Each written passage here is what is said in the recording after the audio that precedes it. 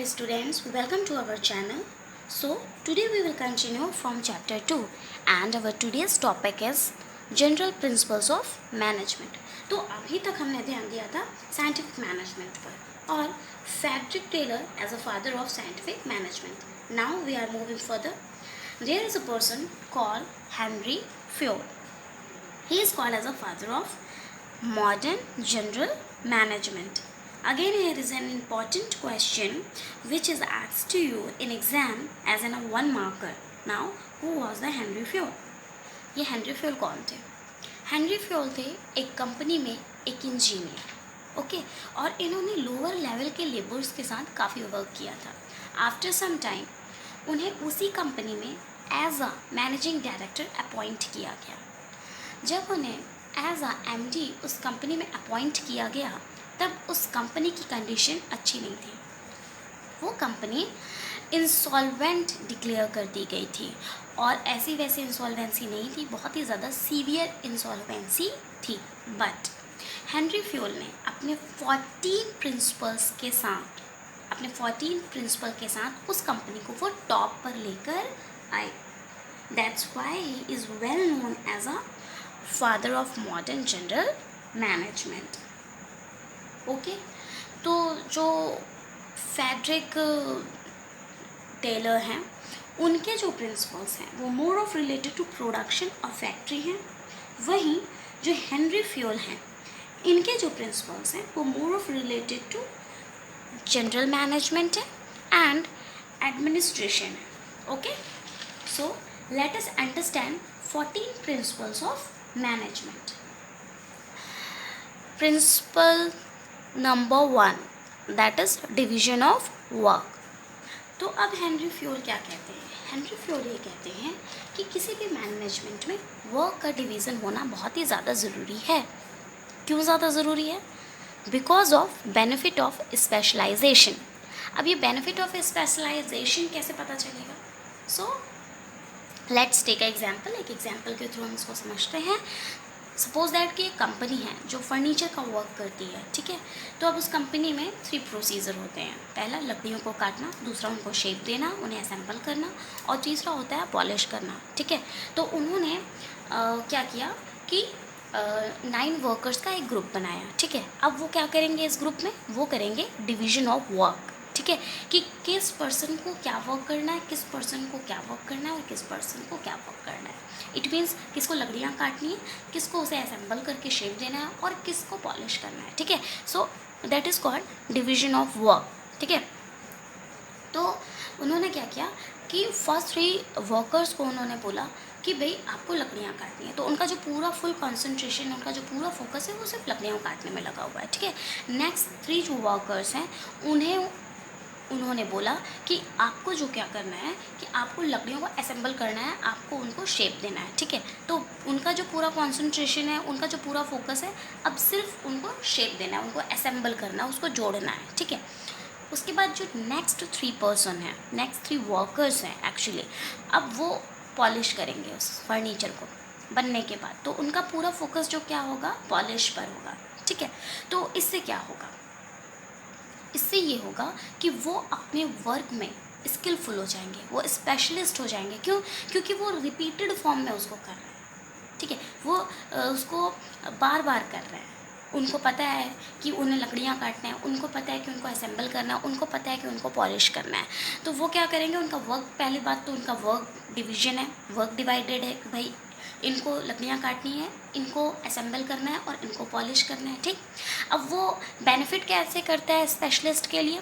Benefit ऐसे करता है कि वो रिपीटली फॉर्म में उसको कर रहे हैं, बार बार वही काम कर रहे हैं, तो वो उसमें स्किलफुल हो जाएंगे, ठीक है. वो उसमें स्किलफुल हो जाएंगे और स्किलफुल होने के साथ वो उसमें स्पेशलिस्ट भी हो जाएंगे. तो क्या डिवीजन ऑफ वर्क इसमें वर्क कर रहा है? I would say yes, work कर रहा है. Okay, so that is our division of work. So next is authority and responsibility. Henry Fayol ने कहा है कि किसी भी मैनेजमेंट में अथॉरिटी एंड रिस्पॉन्सिबिलिटी दोनों ही होनी चाहिए, पर किस फॉर्म में, ये हम इसमें पढ़ने जा रहे हैं. ओके, तो अथॉरिटी मीन्स होता है power, okay. And responsibility means होता है obligation, both should be balanced. Responsibility means काम करना and authority means power. So इसको भी हम एक एग्जाम्पल से समझेंगे। Let's take a example. जैसे कि एक टीचर है, वो क्लास से गई और उन्होंने मॉनिटर अपॉइंट किया। और उन्हें बोला कि you are responsible to handle the class and you have to make the class silent. ठीक है, तो उन्होंने रिस्पॉन्सिबिलिटी दे दी, बट पावर भी दी, बट उन्हें बताया नहीं। टीचर ने मॉनिटर को नहीं बताया कि उसे किस तरह का एक्शन लेना है। अथॉरिटी की कोई लिमिट नहीं बताई कि उसे क्या करना है, क्या नहीं करना है। अब क्या हुआ, जब टीचर चली गई तो क्लास में शोर होने लगा। ओके, तो जिस स्टूडेंट ने शोर किया था वो उसके पास गया और उसे उसकी पिटाई कर डाली। ठीक है, उसकी पिटाई कर डाली। ओके, तो जब मैम वापस आई और उन्होंने देखा कि उसने क्या किया है, उसने अपने पावर का मिसयूज़ किया। ठीक है, सो मैम ने उससे पूछा कि आपने उसको क्यों मारा। तो स्टूडेंट ने बोला, you told me handle the class to make the class quiet. तो अब उसने क्या किया, उसने अपनी पावर का मिसयूज़ किया। पहली बात तो ये कि उसे पता ही नहीं था कि उसे अपनी पावर का यूज़ किस तरह करना है। ठीक है, तो टीचर ने उसे बताया ही नहीं। ठीक है, तो पहली बात तो ये कि टीचर को बताना चाहिए था कि अगर कोई शोर करता है तो आप उसका नाम ब्लैक बोर्ड पे लिख दोगे। ठीक है, आप ब्लैक बोर्ड पे उसका नाम लिख दोगे। जब मैं आऊँगी, ठीक है, जब मैं आऊँगी then I will be managing the situation. तो यहाँ पे क्या प्रॉब्लम थी कि टीचर ने रिस्पॉन्सिबिलिटी तो दे दी थी, बट अथॉरिटी में उसे बताया नहीं कि उसकी पावर की लिमिट क्या है। ठीक है, तो इससे क्या हुआ, उसने अपनी पावर का मिसयूज़ किया मॉनिटर ने। ठीक है, तो ये कंपनी में नहीं होना चाहिए, ये कंपनी में नहीं होना चाहिए। जैसे मॉनिटर को वो अथॉरिटी दे देती कि आपको सिर्फ नेम्स लिखने हैं ब्लैक बोर्ड पर और जब मैं आऊँगी then I will be managing all the situations. Okay, ठीक है। तो हेनरी फ्यूल ने क्या बोला है, हेनरी फ्यूल ने बोला है कि जब हम कंपनी में किसी को रिस्पॉन्सिबिलिटी देते हैं तो हम उसे अथॉरिटी भी देते हैं। ठीक है, बट हमें उसकी अथॉरिटी की लिमिट बतानी चाहिए। It should not be more and it should not be less. Okay, तो इससे क्या होगा, obligation both should be balanced. तो जो ऑब्लिगेशन होगा, जो वर्क होगा वो बैलेंस्ड होगा। अथॉरिटी के साथ साथ रिस्पॉन्सिबिलिटी होगी और रिस्पॉन्सिबिलिटी के साथ साथ अथॉरिटी होगी, कुछ भी मिस हैपनिंग नहीं होगी। Okay, so now next move for our next principle, that is discipline, commitment towards work. Okay, so अब यहाँ क्या होना चाहिए कि वर्कर्स में डिसिप्लिन होना चाहिए। ठीक है, जब वर्कर्स में डिसिप्लिन होगा तो उनका जो कमिटमेंट होगा वर्क की तरफ वो ज़्यादा होगा। और डिसिप्लिन कैसा, डिसिप्लिन मीन्स कि उन्हें इतने आवर्स में इतना प्रोडक्शन करना है। ठीक है, इतने आवर्स में से 8 आवर्स में उन्हें 9 यूनिट्स प्रोड्यूस करनी है। ठीक है, तो अब वो क्या करेंगे कि एक डिसिप्लिन में होकर वर्क करेंगे। उन्हें पता है कि उन्हें 8 आवर्स में 9 यूनिट्स का प्रोडक्शन करना है। ठीक है, तो वो जो अपने काम के प्रति जो उनका तरीका है वो एक कमिटमेंट हो जाएगी कि भाई अब उन्हें डिसिप्लिन में रहकर वर्क करना है। और ये प्रिंसिपल भी बहुत ही ज़्यादा इम्पॉर्टेंट है, क्योंकि जब हम कोई भी काम डिसिप्लिन में करते हैं तो हमारा वर्क ऑन टाइम होता है। ठीक है, ऑन टाइम वर्क होगा। So that is also very important. So now next, unit of command. अब इसमें क्या है, वन बॉस। जाहिर सी बात है कि वन बॉस होना चाहिए। हेनरी फ्यूल कहते हैं कि एक बॉस होना चाहिए। सपोज दैट कि एक कंपनी है जिसमें प्रोडक्शन मैनेजर है और सेल्स मैनेजर है। वो किन के साथ वर्क कर रहे हैं, वो वर्कर्स के साथ वर्क कर रहे हैं। ठीक है, तो अभी जो प्रोडक्शन मैनेजर हैं उन्होंने वर्कर्स से बोला, डू प्रोड्यूस स्लोली।